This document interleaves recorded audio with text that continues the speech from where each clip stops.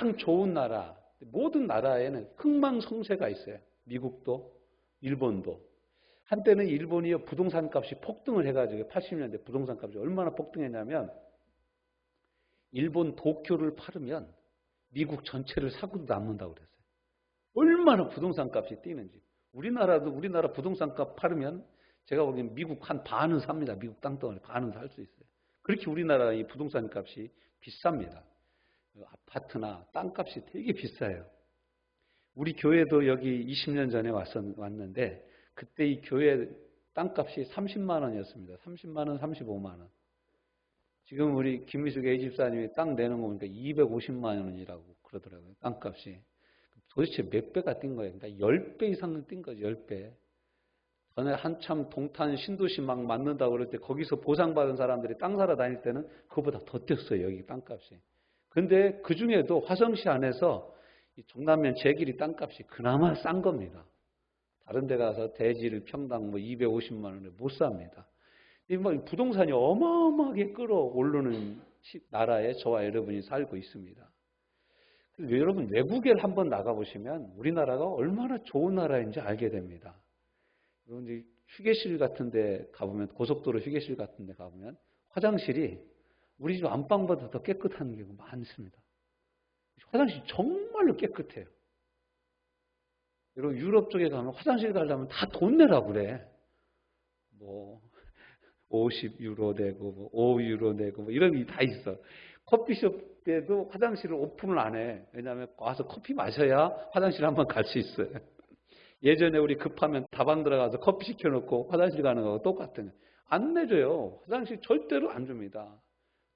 물 사면 물 다 공짜가 아니에요. 우리는 어디 가든지 정수기 물이 다 있잖아. 정수기에서 물이 없어요. 정수기가 없어요. 받아 먹을 물 달라 그러면 돈 달라 그래. 이렇게 돼. 여러분 외국에 나가보면 애국자가 다 된다고 그러죠. 근데 이러한 모든 나라들은 흥하기도 하고 망하기도 하고 1등이 됐다가 3등이 됐다가 잃어버린 10년, 잃어버린 20년. 여러분 이제 중국 같은 경우가 지금 G2로 떠오르고 있지 않습니까? 이 나라도 언제 수그러들지 몰라요. 이 경제적인 성장은 이 개방 경제가 열렸을 때 일어나는 건데 공산주의 체제 하에서 이 수정된 자본주의를 가지고 들어와서는 어느 정도 성장 이상을 할 수가 없습니다. 그 이상 성장할 수가 없는 한계가 있는 거예요. 이 중국이라는 나라도 또 쇠할 거예요. 우리나라도 마찬가지예요. 지금 이제 인구가 절벽을 맞이하고 있지 않습니까? 제가 유엔에서 나온 그 통계를 보니까 지금은요, 노인이 몇 살부터 노인인지 아십니까? 유엔에서는요, 80세부터를 노인으로 보고 있어요. 25세부터 80세까지를 장년으로 봐요. 이제 바뀌었어요. 그러니까 여러분, 노인이라고 하시면 안 돼. 알았어요. 나는 장년이다. 80대 미만은 다 장년이에요. 장년. 열심히 일할 수 있는 장년이라는 거예요. 목사님 저는요, 나이가 먹어서 직장 생활을 할 수가 없어요. 아니에요. 여러분 하셔야 돼. 지금 장년이에요. 여러분 장년. 일할 수 있는 나이예요. 우리나라 같은 경우는 이제 잘된 것이 이제 의료보험 혜택이라든가 이런 건 진짜 잘된 나라입니다. 우리나라. 병원 시스템이 정말로 잘된 나라예요. 지금 의사들이 이제 파업하고 막 사직하고 이런 일들이 생겨서 그렇지 조금 자기만 내려놓으면 화합할 수 있는 좋은 나라입니다. 그런데 이것보다 더 좋은 영원히 쇠하지 않는 나라가 있는데 그 나라의 이름이 바로 하나님 나라입니다. 하나님 나라가 짱입니다. 하나님 나라가 왔다입니다. 하나님 나라가 통입니다. 최고 좋은 거예요. 최고 좋은 하나님. 왜냐하면 하나님의 나라는 망하지 않습니다. 하나님이 왕이신 나라인데 절대 철권을 가지고 우리를 억압하시는 왕이 아닙니다. 우리와 함께 하시는 왕이에요. 우리를 사랑하시는 사랑의 왕인 줄로 믿습니다. 그러면서 예수님이 하나님 나라의 가장 기초를 우리에게 말씀하고 있는데 그게 뭐냐면 농부들을 씨를 뿌리는 비유를 통해서 우리에게 말씀하시는 밭의 비유예요. 4가지 밭이 나옵니다. 말씀을 통해서 살펴보도록 하죠. 이 당시 농부들은 어떻게 씨를 뿌렸냐면 오늘날처럼 이렇게 까만 비닐을 깔아놓고 고추 종모를 심는 그런 것이 아니었어요. 이 당시에는 그냥 직파라고 그러죠. 직파법이라고 그래가지고 씨를 직접 뿌리는 거예요. 근데 씨를 뿌리고 덮어놓는 게 아니야. 그냥 바람이 불면 바람에다가 날리게 그냥 씨를 뿌린 거예요. 참 웃기죠? 이래서 뭐 농사에 져먹겠어요? 사실상 그냥 뿌리면 뭐 막 나요? 안 나죠? 근데 이 당시 농부들은 그냥 막 바람에 날렸어요. 그냥 바람에 씨를 막 날리는 거예요. 그러면 바람에 날려서 씨들이 정착을 하는데 이 씨가 어떤 밭에는 길가에 떨어지고 어떤 밭은 돌밭 위에 떨어지고 어떤 밭은 가시덤불이 있는 밭에 떨어졌다라는 거예요. 이 세 밭 다 먹을 만한 곡식이 안 생기더라는데 이게 예수님의 말씀의 핵심입니다. 그러니까 예수님이 이 말씀을 딱 할 때 이 말씀을 들었던 농부들은 뭔 얘기인지 착각 아는 거죠. 농사를 접은 적이 없는 사람이 이 얘기가 뭔 얘기인지를 모르는 거예요. 첫 번째, 예수님이 이제 하나님의 말씀을 말하면서 뭐라고 얘기하냐면 이 씨가 뭐라고요? 이 씨가 하나님의 말씀이라는 거예요. 이 씨가 떨어지는 데는 어디라고요? 내 마음이라는 거예요. 하나님의 말씀이 우리 마음에 떨어질 때 우리가 어떻게 반응하냐에 따라서 우리는 영원하신 하나님의 나라, 풍성한 하나님의 나라, 변함이 없는 하나님의 나라, 이 세상에 그 어떤 나라와도 비교할 수 없는 가장 좋은 하나님의 나라를 얼만큼 풍성하게 누리느냐가 결정되어진다라는 것입니다. 오늘 여러분 말씀 잘 들으면 큰 은혜가 있을 줄로 믿습니다. 그러면서 뭐라고 말씀하시냐? 첫 번째 길가밭이 있다 이거예요. 상태는 뭐냐? 길가에 뿌려졌는데 밟히고 공중의 새들이 와서 즉시 먹어버렸다. 5절 말씀이죠. 5절. 씨를 뿌리는 자가 그 위에 뿌리러 나가서 뿌릴새 더러는 길가에 떨어짐에 밟히며 공중의 새들이 와서 먹어버렸다. 그러니까 이 길가밭과 같은 마음, 길가밭의 특징이 무엇입니까? 사람들이 하도 밟고 다녀가지고 딱딱하게 굳어 있는 거예요. 이것을 고린도후서 10장 5절 6절에서는 하나님을 아는 지식보다 높아진 교만한 사람의 마음, 나의 가치관, 나의 철학 이런 것들로 말미암아 하나님의 말씀이 떨어져도 아유 저건 나하고 상관이 없어. 저건 나한테 너무 어려운 말씀이야. 저건 내가 도저히 지킬 수 없는 말씀이고 저건 목사님이니까 하는 얘기야. 나하고는 상관이 없어. 평신도는 그저 평평평평하게 살다가 그냥 평평평평하게 죽는 거 평신도야. 이렇게 생각하고 하나님의 말씀을 들으면 내게 아무런 유익이 없습니다. 아브라함 얘기를 하는데 아브라함이 언제적 사람이야. 요즘 나하고 핸드폰 가지고 사는 나하고 시대가 다른데 어떻게 내가 아브라함대로 살 수 있어. 난 못 살아. 이렇게 얘기하면 아브라함에 대한 하나님의 말씀이 나하고 아무 상관이 없는 거예요. 이런 생각을 가지고 하나님의 말씀을 들으면 아무 유익이 없다라는 거예요. 두 번째 어떤 밭입니까? 돌 위. 상태는 어떻습니까? 돌 위에 씨가 뿌려져요. 6절이죠. 결과는 어떻습니까? 습기가 없어서 말라져 버려요. 흙이 얇아. 그리고 이게 이 바랄까 되기는 되는데 싹이 나긴 나는데 뿌리를 내릴 수가 없어. 왜냐하면 바닥이 바위니까 돌이니까 돌에다가 뿌리를 내릴 수 없어서 햇빛이 비치니까 마태복음 13장에서는 뭐냐면 햇빛이 비춤에 타서 말라 버려버렸다. 타서 죽어버렸다. 근데 이게 해석을 어떻게 하냐? 해석 13절이죠.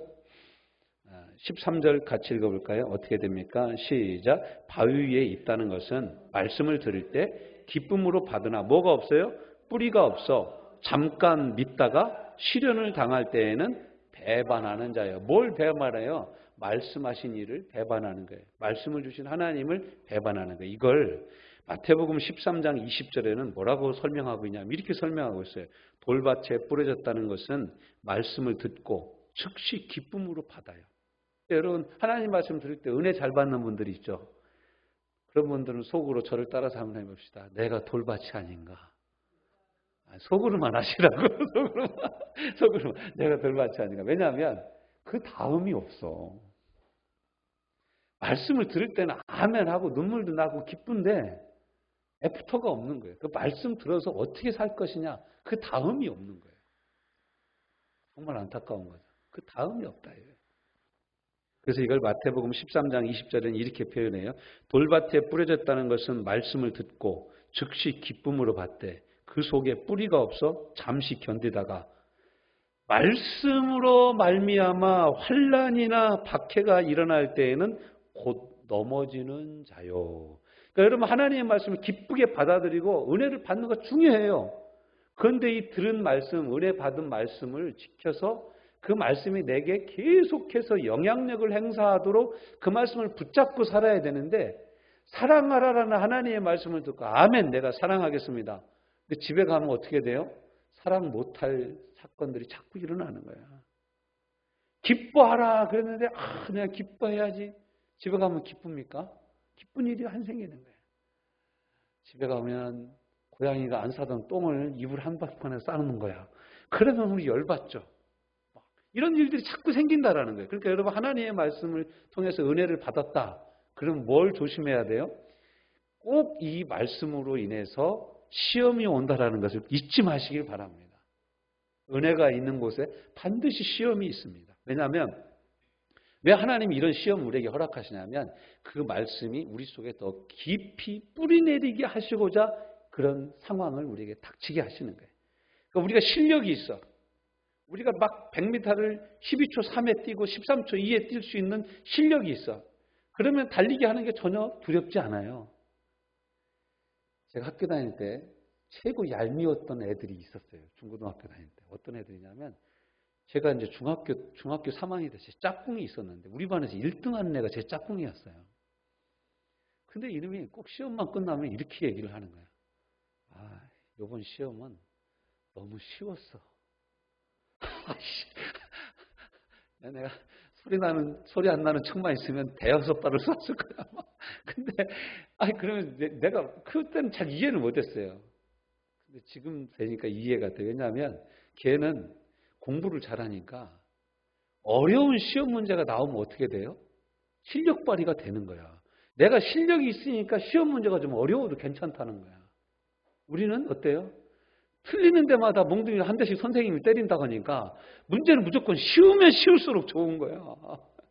근데 공부 잘하는 사람과 실력 있는 사람과 실력 없는 사람의 차이가 그만큼 차이 나더라는 거예요. 우리가 예배 드릴 때 하나님의 말씀을 들을 때 은혜를 받아요? 그럼 어떻게 돼요? 실력 발휘를 해야 되는 거예요. 우리가 어디 가서 삶의 현장에서 실력 발휘를 해야 돼. 근데 체험 삶의 현장에만 들어가면 빵점을 맞는다는 거예요. 왜냐하면 이 말씀대로 그거 오니까. 여러분 용서하라는 말씀을 들으면 어떻게 돼요? 용서 못할 사람의 용서 못할 짓이 내 앞에서 자꾸 보이는 거야. 그럼 어떻게 할 찬스예요? 내가 용서하라는 말씀으로 이겨버릴 찬스가 우리에게 하나님 주신 거야. 그럼 내가 이걸 한번 이긴다. 그러면 예수님보다 더 큰 일도 우리가 할 수 있는 줄로 믿습니다. 이게 믿음의 실력이에요. 이게 말씀을 들은 사람의 실력이에요. 그런데 돌짝밭이 있는 사람들은 어떤 특징이 뭐라고요? 말씀으로 인해서 시험이 오면 자꾸 넘어진다는 거예요. 그럼 어떻게 해야 돼요? 돌밭을 치워야죠. 돌을 뽑아내야 되는 거죠. 돌을 정리해야 되는 거예요. 오늘 이 말씀 들으면서 여러분으로 하여금 자꾸 넘어지게 하는 감정의 돌들이 치워지는 은혜가 있기를 주님의 이름으로 축복합니다. 세 번째는 이제 가시떨기 속에 떨어진 씨입니다. 상태는 어떻습니까? 가시떨기 속에 뿌려져요. 여러분 7절을 여러분이 한번 읽어주실래요? 시작. 가시떨기 속에.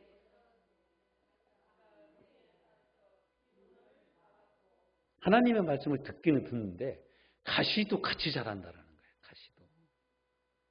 저희 화단에 포도나무를 하나가 컸어요. 근데 그 포도나무 옆에 장미나무도 같이 심었어. 그 포도가 커서 좀 열매를 맺히려고 그러면 장미도 같이 커가지고 자꾸 이 장미가 포도를 찌르니까 포도가 제대로 열매를 못 맺는 거예요. 안타까운 마음에 우리 최 집사님이 그 포도나무를 입양해 갔대요. 근데 가서 아무리 걸음을 주고 그 정성을 들여도 포도가 너무 맛이 없어서 데워버렸다고 제가 이번에 신방 가서 보고를 받았습니다. 여러분 열매를 맺히려고 이 포도나무가 쏟아도 옆에 가시가 찌르면 제대로 열매를 맺을 수가 없어요. 맛있는 포도를 생산해낼 수가 없는 거예요. 근데 이게 뭐냐? 우리가 하나님의 말씀을 들을 때 무엇이 가시나무처럼 우리 속에서 같이 자라냐? 이게 이제 설명을 합니다. 자, 14절 같이 읽어볼까요? 시작. 가시떨기에 떨어졌다는 것은 말씀을 들은 자이나 지내는 중 이생의 염려와 재물과 향락의 기운이 막혀 온전히 결실하지 못하는 자요. 여러분, 하나님의 말씀을 듣는데 이 생의 염려, 우리가 살아가는데 염려가 많아. 내가 하는 염려하고 오늘 듣는 하나님 말씀하고 부딪혀. 염려가 이겨. 그러면 내가 들은 하나님의 말씀이 염려한테 먹혀버린 거예요. 그 다음에 또 뭐라고 합니까? 향락. 이거 노는 거 되게 좋아하시는 분들이 있어요. 노는 거. 놀러 가자고 하면은 뭐 그냥 최고 1등 하시는 분들이 있어요. 놀러 가는 일에는 아주 그냥 전심전력을 하는 거예요. 근데 하나님의 말씀을 듣고 하나님의 말씀대로 살아야 되는데 놀러 가자고 하는 일에 푹 빠지면은 하나님의 말씀대로 못 사는 거예요. 제가 부끄러운 얘기입니다만 신학교 다닐 때였어요. 중간고사를 봐야 되는데 제 친구들이 족구를 하자는 거예요. 점심 내기 족구하재. 근데 오후에 중간고사를 잘 보려면 오전에 공부를 하고 있어야 되는 거잖아요. 오전에 열심히 족구를 5세트에서 안 돼가지고 7세트까지 해가지고 아무튼 점심 내기로 점심을 먹고 났더니 노곤하잖아요. 운동하고 나서 밥 먹으니까. 이거 오후에 중간고사를 봐야 되는데 공부가 됩니까? 졸다가 중간고사 보니까 어떻게 해야 되나요? 막 씨씨씨씨 되는 거죠. 그래가지고 아주 성적이 낮게 나온 적이 있습니다. 노는 게 너무 좋은 거예요. 운동하는 게 너무 좋은 거예요. 운동도 좋고 노는 것도 좋지만 하나님이 들은 말씀대로 살려고 내가 이 향락의 유혹을 이겨낼 수 있어야 됩니다. 신라의 김유신 장군은 내가 다시는 기생집에 안 가야 되겠다라고 헌신을 했답니다. 그런데 어느 날 말에서 잠깐 졸은 사이에 말이 항상 김유신 장군이 요 시간에는 기생집으로 가는 거예요. 그러니까 그냥 자동 오토매틱으로 해가지고 그냥 무인 자동차처럼 그냥 간 거야. 거기로. 뭐 김유신이 원하지도 않았는데. 눈 떠보니까 기생집 앞인 거예요. 김유신이 말에서 내려가지고 칼을 빼가지고 말의 목을 그 자리에서 베버렸다는 거예요. 요즘 말 한 마리가 25억 정도 합니다. 김유신이 25억을 단칼에 베버린 거예요. 군마 아닙니까? 군대에서 전쟁할 때 쓰는 말인데 얼마나 비싼 말이에요. 그 후로 그는 통일신라를 이루는데 아주 중추적인 역할을 하는 장군이 될 수 있었습니다. 여러분, 향락이 우리로 하여금 하나님의 말씀을 지키지 못하게 하고 신앙생활을 하지 못하게 한다면 목을 베버려야 합니다. 결단이 필요한 거예요. 그래야지 여러분, 신앙은 희생 없이 잘하지 않아요. 신앙은 희생 없이 성장하지 않아요. 하나님의 나라는 내가 이 재물과 향락과 이런 것에 목을 쳐버리기 전에는 신앙이 성장하지 않습니다. 그 다음에 뭐라고 합니까? 재물과 향락의 기운이 막혀 온전히 결실하지 못한다는 거예요. 마지막으로.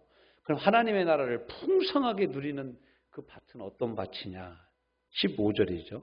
우리가 읽은 말씀은 8절이죠. 8절부터 읽어볼까요? 시작. 더러는 좋은 땅에 떨어짐에 나서 100배의 결실을 하였느니 이 말씀을 하시고 외치시되 뭐라고 그래요? 들을 귀 있는 자는 들을지어다. 어떤 사람이 좋은 밭이냐? 듣는 사람이 좋은 밭이라는 거예요. 하나님의 말씀이 들리는 사람이 좋은 밭이에요. 마음이. 말씀이 저건 진짜 나한테 하시는 말씀이다. 이게 들려지는 사람은 여러분 마음밭에 좋은 밭이 많은 사람이에요. 하나님의 말씀을 들을 때마다 아멘이 되어지고 하나님의 말씀을 들을 때마다 내가 저렇게 살아야지라고 헌신하는 사람은 마음에 좋은 밭이 점점점 늘어나는 거예요. 좋은 밭이 점점점 늘어나요. 좋은 밭을 다른 말로 옥토밭이라고 합니다. 기름진 밭이라고도 얘기하는 것이죠. 어떤 밭입니까? 15절이죠. 시작. 좋은 땅에 있다는 것은 착하고 좋은 마음으로 뭘 들어야 돼요? 말씀을 듣고, 두 번째는 지키어, 세 번째는 인내로 결실하는 자예요. 인내로 결실하는 자예요.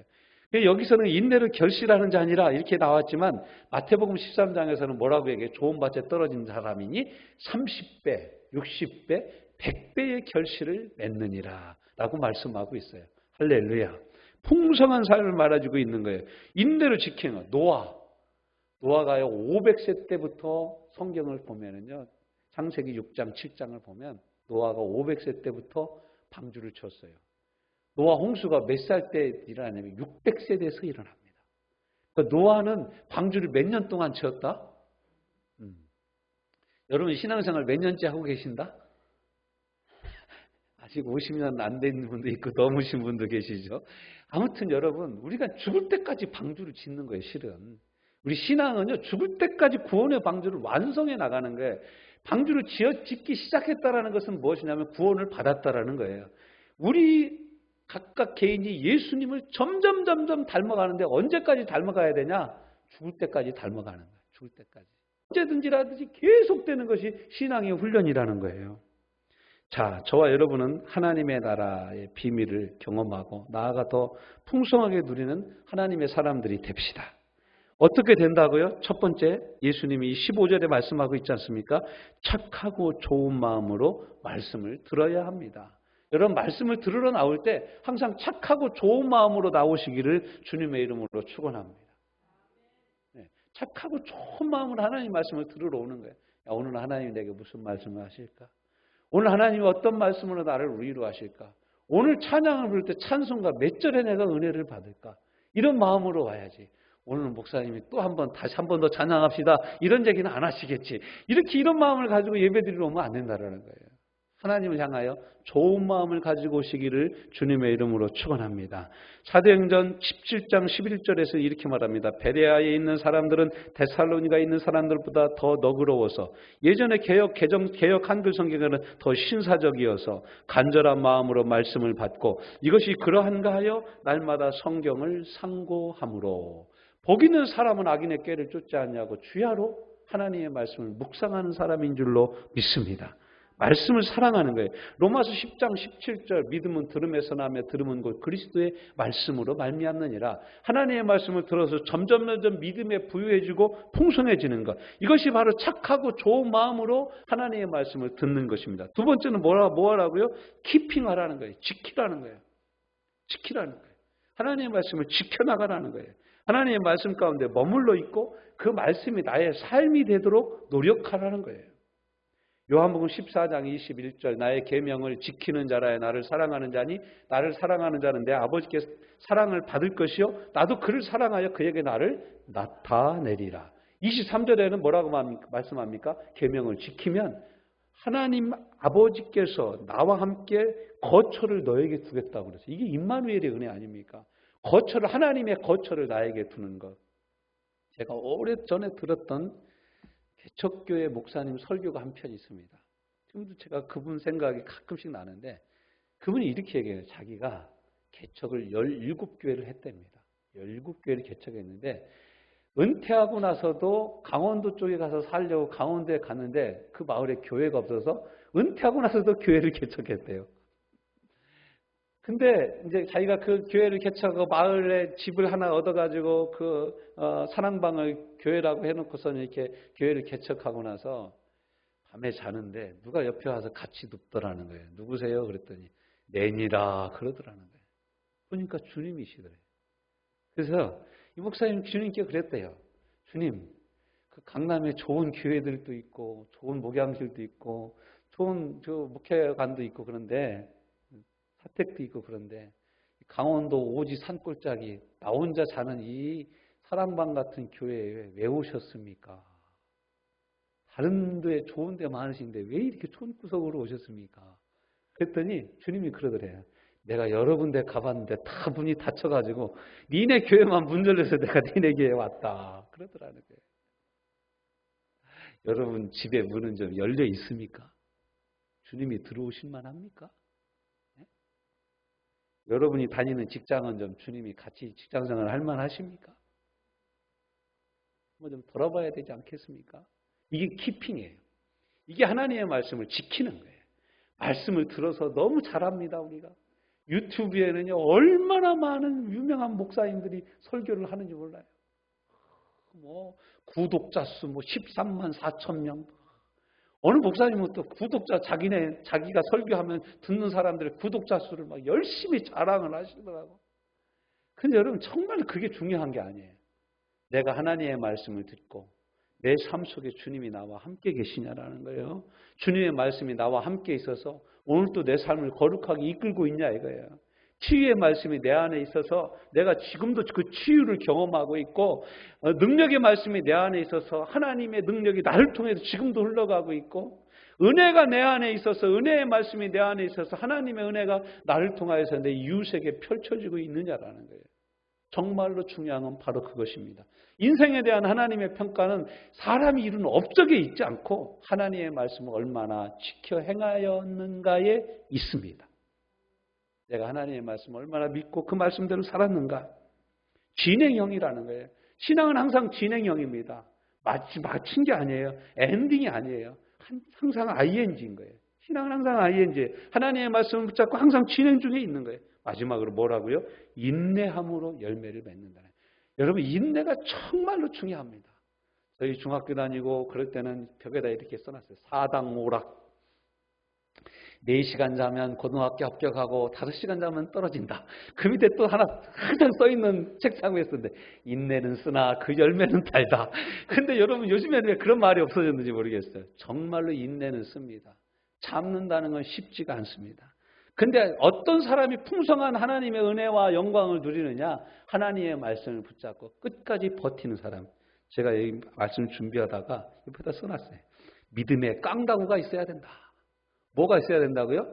믿음의 깡다구가 있어야 돼. 믿음 갖고 끝까지 버티는 깡다구가 있어야 돼. 누가 뭐라 해도 나는 이 믿음대로, 누가 뭐라 해도 나는 이 말씀을 붙잡고 끝까지 살겠다는 거룩한 깡다구가 생기시기를 주님의 이름으로 축원합니다. 이게 있어야 승리하는 거예요. 여러분, 운동 열심히 하고 태권도 유단자가요, 깡패를 못 이깁니다. 둘이 싸우면 깡패한테 얻어맞아요, 유단자가. 왜 맞습니까? 깡패는 싸우는데 목숨을 걸었어.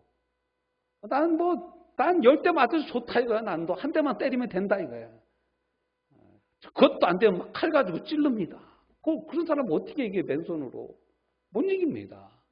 여러분, 믿음에 깡이 있어야 돼요. 너무 요즘에 믿음을 쉽게 포기합니다. 누가 뭐라 그러면 그래, 네 말도 맞아. 그만하자. 왜 우리가 싸울 일이 있냐. 여러분, 포기하시면 안 돼요. 믿음을 포기하지 않기를 바랍니다. 우리가 출산을 앞둔 엄마가 아기를 포기하지 않습니다. 여러분 유튜브 같은 거 보세요. 뭐 쇼츠 같은 거 보면요. 이 임신한 엄마들은 무슨 일이 생기면 본능적으로 얼굴이 아니라 배를 안 씁니다. 위험한 일이 닥치면 배를 딱 끌어안아요. 아기를 보호하고자 하는 모성 본능이 있는 거예요. 이게 아기를 지키려고 그러는 거예요. 여러분 무슨 일이 있든지 크리스찬은 말씀을 지켜야 될 줄로 믿습니다. 그래야 풍성한 하나님의 나라, 영원한 하나님의 나라, 쓰러지지 않는 하나님의 나라가 저와 여러분의 것이 될 줄로 믿습니다. 저는 절대로 포기할 수 없습니다. 정신 바짝 차려야 됩니다. 담대하게 부르짖어야 합니다. 계속해서 말씀을 붙잡아야 합니다. 무슨 말씀이 내 안에 있는지를 돌아보며 내게 부족한 말씀은 말씀을 읽으면서 붙잡고 말씀을 들을 때 붙잡고 포기하지 않는 하나님의 사람들 되시기를 주님의 이름으로 축원합니다. 주님, 하나님의 나라를 풍성하게 누리는 거룩한 믿음의 사람들 되게 하여 주옵소서. 예수님 이름으로 기도합니다. 아멘.